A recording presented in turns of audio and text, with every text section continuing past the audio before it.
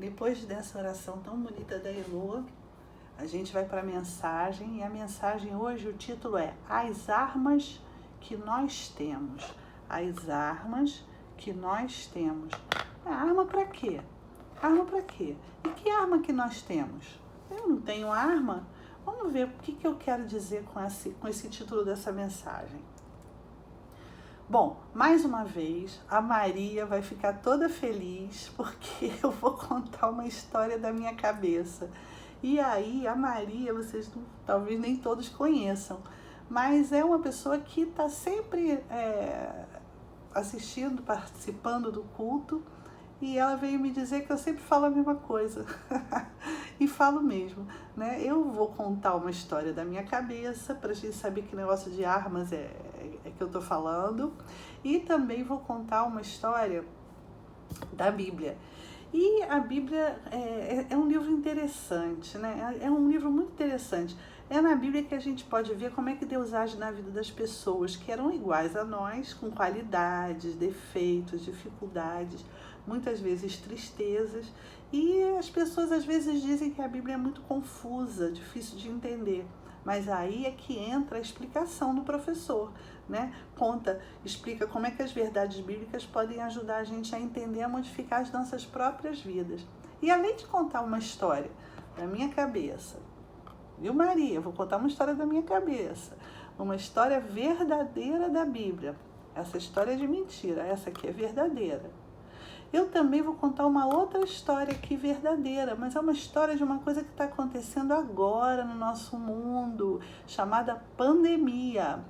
É uma pandemia desses bichinhos microscópicos que a gente não vê com o nosso olho, a gente vê com o microscópio. Primeiro eu vou contar uma história da minha cabeça, uma história da Bíblia logo a seguir, e depois a gente vai falar dessa situação aqui. Não sei se vocês sabem, mas esse bichinho aqui está dando uma doença danada, né? E ele chama Covid-19. É esse bichinho redondinho, bolinha aqui, que tem dado muito trabalho para todo mundo. Bom, vamos lá.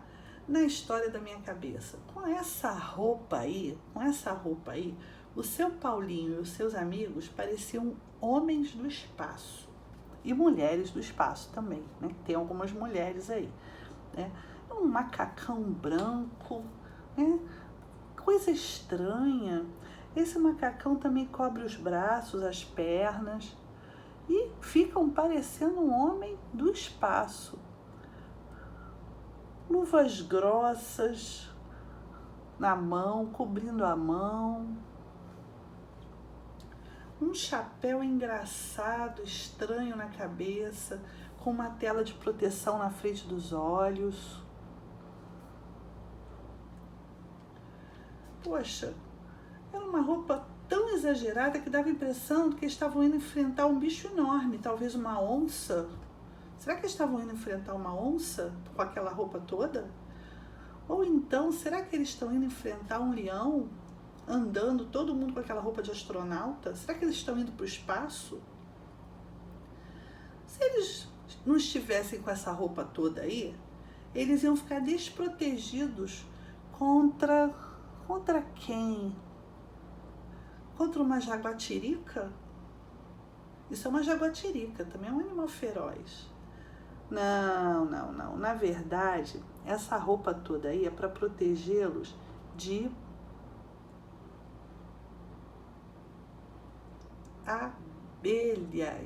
abelhas. Poxa, lá você vê um bichinho tão pequenininho. Ó, vou dizer para vocês, ó, uma abelha, aqui tá grande, né? Mas ela é pequenininha. E para se proteger desse bichinho, precisa aquela roupa toda. Que coisa interessante, né? Uma roupa igual de astronauta. Aquele pessoal com roupa de astronauta que estava andando para lá e para cá, vocês lembram? Às vezes é amarela, às vezes é branca.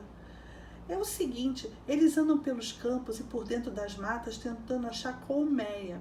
E depois eles levam essa colmeia para um lugar chamado apiário. O apiário é o lugar aonde cria as abelhas aqui dentro para poder recolher o mel. Eles são apicultores. Eles não são astronautas, eles não vão enfrentar a onça, não vão enfrentar leão, eles vão enfrentar as abelhas. Por quê? Porque se eles não tiverem com essa roupa aí, nossa, acontece uma coisa horrorosa. Se uma abelhazinha pequenininha dessa pica, ela dá... A pessoa pode até morrer, a pessoa fica meio inchada, né? Passando mal.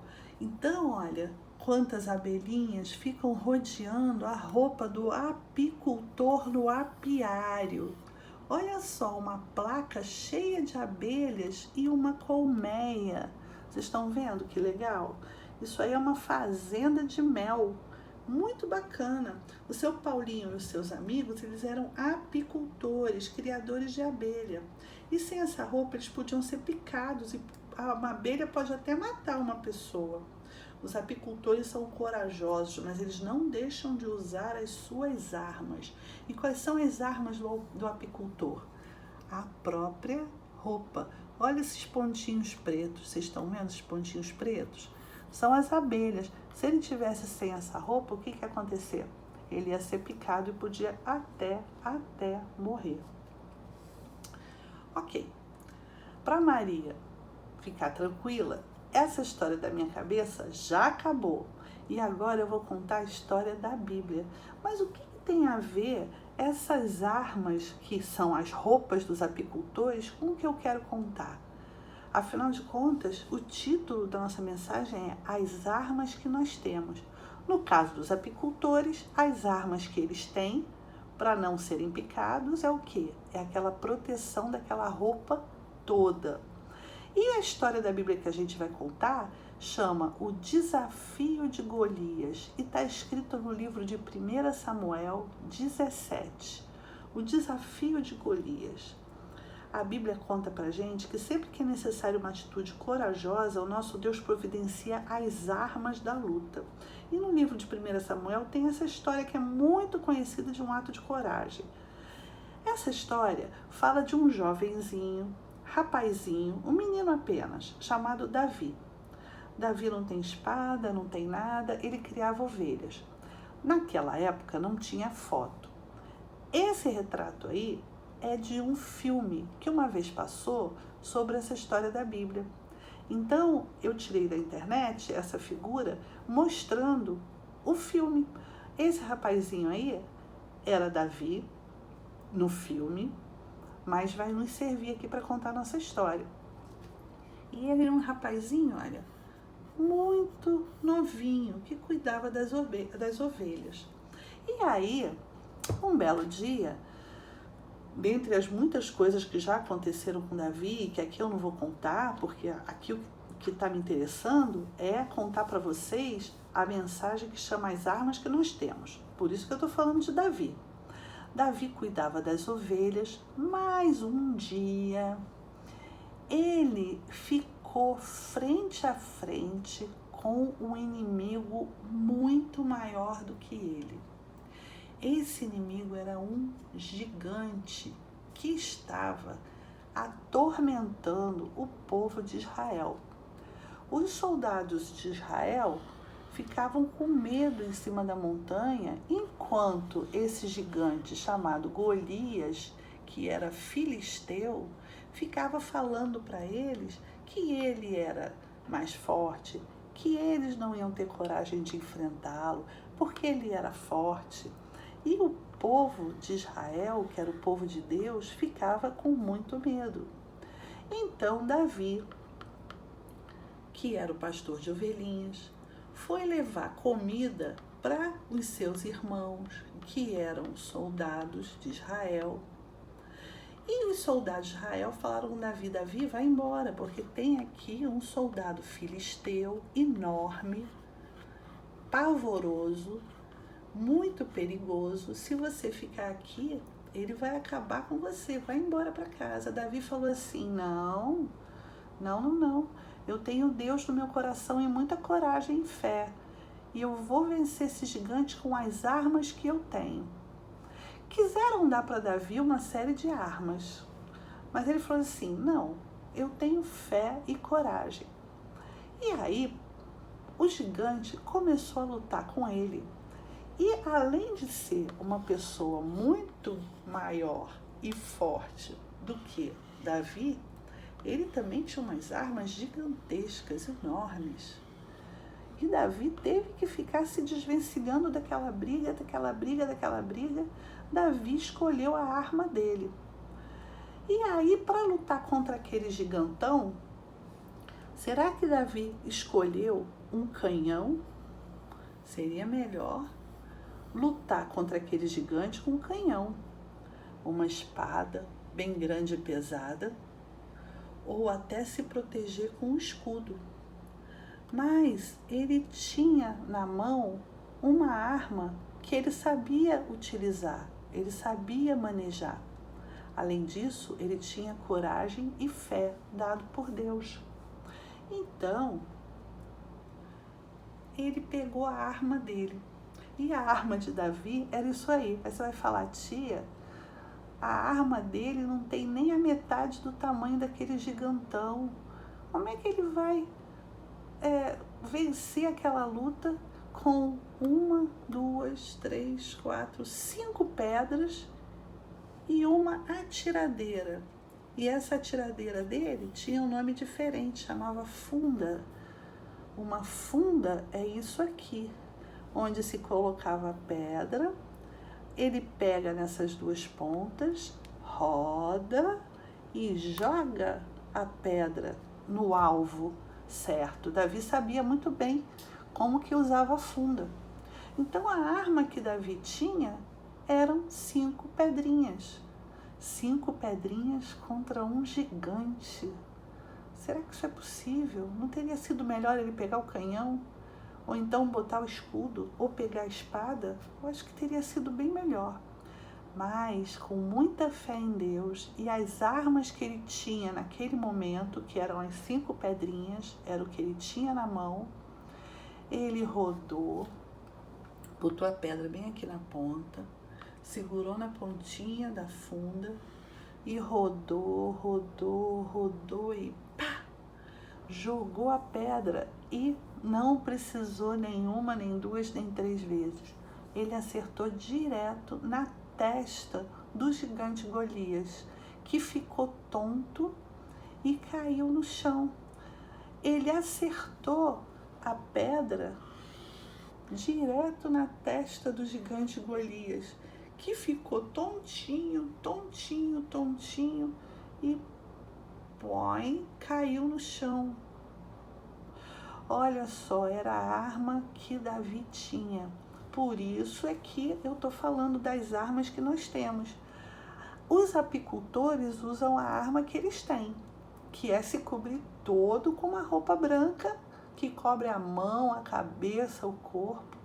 Já Davi tinha uma arma poderosa, 5 pedrinhas, e uma fé imensa em Deus, e Deus no coração. E aí a gente chega naquele famosíssimo coronavírus, Covid. Quais serão as armas que a gente tem hoje em dia para derrotar essa doença? Muitas vezes o gigante é uma dor, um mal-estar, um enjoo, um machucado, ou então o gigante é um pequenino vírus, como o Covid-19. Na nossa vida aparecem muitos gigantes. Nós temos que lutar e vencer com as armas que podem até parecer pequenas. Esse bichinho ele é tão pequenininho, que essa foto aí, ela só consegue ser tirada com um aparelho desse tamanho, com uma tela de computador e parece até um móvel grandão, chama microscópio eletrônico. A primeira vez que foi visto um coronavírus, não foi o Covid-19, mas um coronavírus da família do Covid-19, bem pequenininho, com um aparelho desse, foi visto em 1964 por uma mulher. Ela descobriu com esse equipamento esse bichinho pequenininho. E acontece que a gente, para combater esse bichinho tão pequenininho, a gente precisa de ter as nossas próprias pedrinhas. Tia, pedrinha? Pedrinha para Covid-19? Não, gente, vamos entender direitinho. Eu falei que assim como Davi usou as pedrinhas, nós também temos as nossas armas, que são armas que não são ainda a vacina contra esse vírus, mas são coisas que a gente pode lançar a mão e a gente pode usar. Então, quais serão as nossas pedrinhas? Quais são as armas que nós temos? A primeira arma que a gente tem é o quê? Lavar bem as mãos sempre, manter a nossa mão higienizada. E a gente não pode lutar contra isso, porque afinal de contas isso é uma arma poderosa para afastar a gente desse vírus. A outra arma poderosa é o famosíssimo álcool em gel, que a gente, se não consegue lavar a mão imediatamente, a gente pode desinfetar com álcool a nossa mão, usar sempre. A outra coisa é uma coisa que a gente briga muito, mas não tem jeito. Nesse momento é a arma que a gente tem. Da mesma forma que Davi usou as 5 pedrinhas, que pareciam que não era nada contra aquele gigantão, essas máscaras, elas nos ajudam a não contaminar as pessoas e não sermos contaminados. Então, não pode deixar de usar a máscara, mesmo depois que a gente voltar para a nossa escola, talvez a gente precise usar um pouquinho mais a máscara, não adianta brigar com ela, precisa usar. E a outra coisa é o isolamento social. A gente precisa ficar o quê? Dentro das nossas casas, um pouquinho, até a gente poder sair todo mundo junto, devagarzinho, com ordem, para a gente poder vencer esse vírus enquanto a gente não tem uma vacina. Enquanto não chega a vacina, essas são umas armas muito poderosas que podem vencer esse gigante, mesmo que pareça pequeno, que nem uma pedrinha. A gente precisa fazer igual o menino Davi. Uma outra coisa que Davi tinha, muito importante, é a fé. Então, as nossas pedrinhas, a máscara, a lavagem de mãos, o isolamento social e o álcool gel não são nada se a gente não tiver também fé em Deus. O que é fé? Vocês sabem o que é fé? A própria Bíblia diz o que é fé. A fé é a certeza de coisas que se esperam. É a convicção, a certeza de fatos que se não veem. Está escrito em Hebreus 11:1. A fé é a certeza de coisas que se esperam, a convicção de fatos que se não veem.